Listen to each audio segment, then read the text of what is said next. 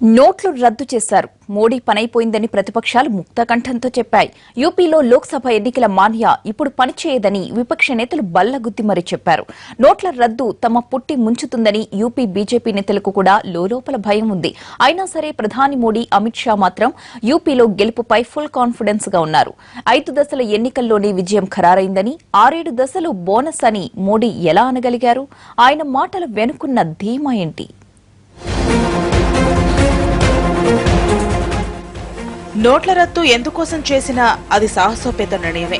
రాజకీయ ప్రయోజనాల్ని పణంగా పెట్టి నోట్లు రద్దు చేస్తున్నామని, దేశం కంటే ఏదీ ముఖ్యం కాదని చెప్పిన మోడీ జనాల ముందరి కాళ్లకు బంధం వేశారు. దీంతో అనుకున్నంతగా కేంద్రంపై వ్యతిరేకత రాలేదు. 2 నెలల తర్వాత కూడా కష్టాలు కొనసాగడంతో మొదట ఇబ్బంది పడ్డా, తర్వాత అంతా చక్కబట్టంతో జనాలు కూడా నోట్ల రద్దు అంశాన్ని మర్చిపోయారు. కానీ ప్రతిపక్షాలు మాత్రం పప్పులో కాలేశాయి. నోట్ల రద్దు సమస్యలు సర్దుకున్న తర్వాత కూడా జనావేదన సమ్మేళనం నిర్వహించిన కాంగ్రెస్ అబాసు పాలైంది. జనాల నుంచి మద్దతు లేకపోయినా ముందుగా ప్రకటించిన కార్యక్రమం కాబట్టి ఇంకా నిరసనలు జరుగుతూనే ఉన్నాయి. సరిగ్గా ఈ పాయింట్ నే బీజేపీ క్యాష్ చేసుకుంది. జనంలో నోట్ల రద్దు వ్యతిరేకత పెద్దగా లేకపోవడం, మోడీపై నమ్మకం తగ్గకపోవడాన్ని మంచి అవకాశంగా మలుచుకుంది. ఇదే సమయంలో మహారాష్ట్ర, ఒడిశాలో స్థానిక సంస్థల ఎన్నికల్లో కూడా మంచి ఫలితాలు సాధించడం మోడీ అండ్ కోకు కలిసి వచ్చింది. అందుకే ధైర్యంగా యూపీ ఎన్నికల్ని నోట్ల రద్దుకు రెఫరెండంగా ప్రకటించగలిగారు. పైగా ఉత్తరప్రదేశ్ లో బీజేపీ కంటే ఇతర పార్టీలేమీ అడ్వాంటేజ్ తీసుకునే స్థితిలో లేవు. నోట్ల రద్దు సమయంలో 100 కోట్ల రూపాయలు పార్టీ ఖాతాలో జమ కావడంతో బీఎస్పీ అధినేత్రి మాయావతికి ఈసీ నోటీసులు ఇచ్చింది.